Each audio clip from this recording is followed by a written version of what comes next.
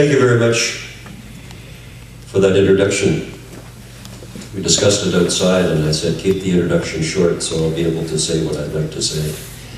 I wanted to acknowledge the presence of our Royal Canadian Legion veterans who are here every year at the Holocaust Memorial Service, and also our military from Canadian Forces Base Gagetown, and our Honourable Minister Keith Ashfield, who has joined us as well.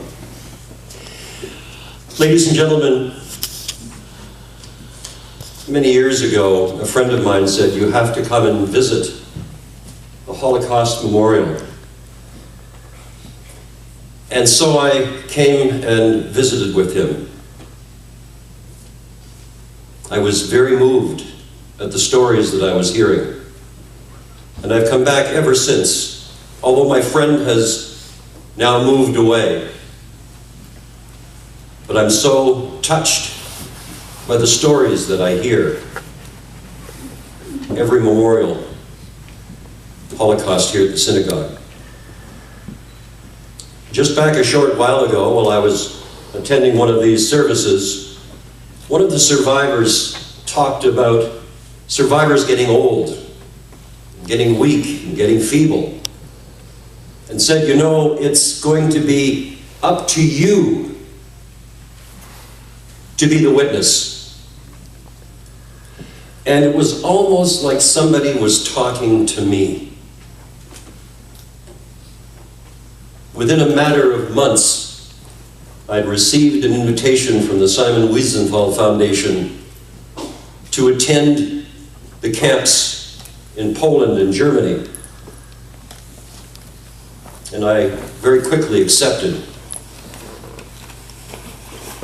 I saw the list when it came to my home, and I looked at the list and I noticed another Frederictonian was on the list as well, and that's Chief Barry McKnight, who is here today. There were a number of police chiefs and people from across the country. So we set out on this journey to be able to witness firsthand the history of the Holocaust. I was not prepared for what I was about to see. And it's difficult, almost uncomprehendable, to try and describe what I saw. I visited the ghettos, Krakow. I visited Track 17 and stood there with the plaques on the track that led the Jewish people from that town outside of Berlin to concentration camps and work camps. I noticed that there was no destination on one, and I inquired and they said, well, that train didn't go anywhere. It just went up the road a little ways, stopped. They took everybody off and they executed them.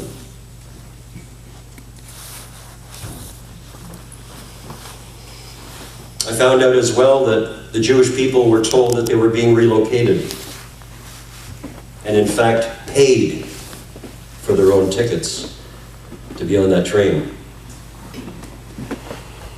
Then we visited memorials in both Germany and Berlin, Poland, went to the camps.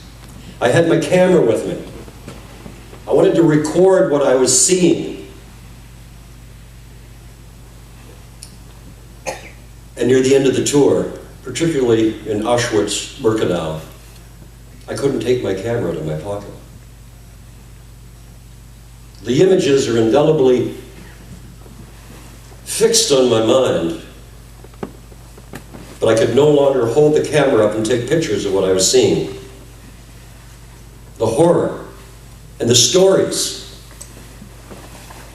at Auschwitz and Birkenau, the train, you see the building there, and the train pulled up, and that's where the medics and the guards would separate people. Husbands and wives and families, those that looked good enough, able enough to work, would be chosen, and those others would take that long trek down to where the ovens were. That's where they were taking showers. That's where the canisters came through the roof and killed.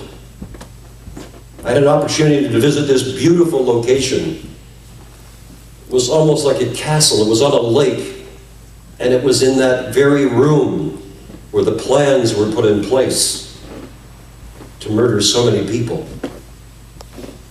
I heard the story in the line where the train track is, where the woman with child and her husband were separated, and each of them wanted the child, and the guard cut the child in half and gave them both half the child.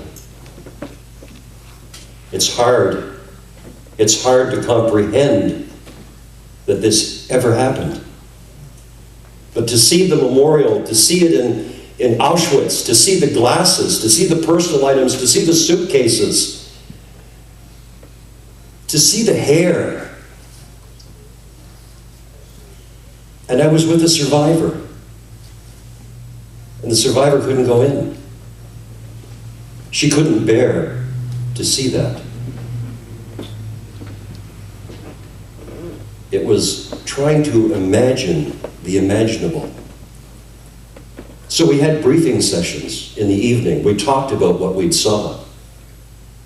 There was always the question, do you think it could ever happen again? And I must admit that I came back with more questions than I had answers.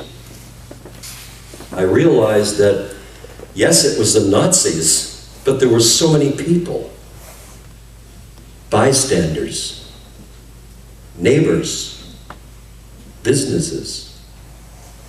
There were 6 million Jews that were killed, 1 million children that were killed, 2 million women that were killed. To see the camps, to see the toilet areas outside, and to be told that this was one of the favorite places for people to be, underneath. The stories of survival. It's hard to imagine. But like the survivor said, we have to be a witness. If you don't remember history, it has a way of repeating itself. So I've been looking and researching and hearing about survivors, and I know there's survivors here today, but I selected a survivor to talk about as a witness. Her name is Sonia Wietz. Sonia was born in Krakow. She was at the ghetto in Krakow, and then she left and she survived 5 death camps, concentration camps. She's a poet, she's an educator, she's a human rights activist. She lost 83 members of her extended family, only to survive with her sister. When she was reunited, she was 60 pounds and close to death. It was this woman who wrote her memoirs entitled, I Promise to Tell. She wrote poetry, beautiful poetry, about those very, very difficult times. She died in 2010 in the place that she moved in 1948 in Massachusetts. Her story inspired me when I saw it. Her poems inspired me, as